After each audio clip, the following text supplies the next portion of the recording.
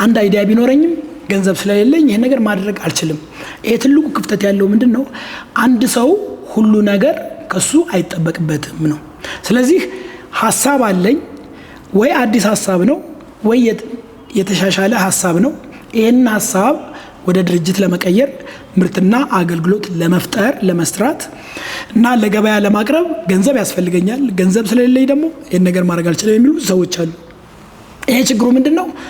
አንድ ሰው ሁሉም ነገር መሆን ይችላል የሚል አስተሳሰብ፣ በገንዘብ ደግሞ ያልሆነ ገንዘብ አስፈላጊ ነው ግን ከሚገባው በላይ ደግሞ ትልቅ ቫልዩ መስጠት የለብንም። አንድ ነገር የሚገባውን ቫልዩ መስጠት አለብን። ገንዘብ አስፈላጊ ነው፣ ሁሉም ነገር ያለ ገንዘብ አይሆንም ስንል ደግሞ ስህተት እየሰራን ነው። ምክንያቱም እውነትም ስላልሆነ። ምክንያቱም አሁን እንኳን ከውጭ ሀገር መጥተው ሁላችንም የምናውቃቸው አፕል፣ ማይክሮሶፍት ምናምን የምንላቸው ነገሮች በሀብታሞች የተፈጠሩ ነገሮች አይደሉም። እንደምናውቀው በተማሪዎች በድሮፕ አውትስ ምናምን የተሰሩ ነገር እነዚህ ሰዎች ገንዘብ አልነበራቸው። ይሄ እውነት ስለሆነ ገንዘብ ላይ ያልሆነ ክብደት መስጠት የለብንም።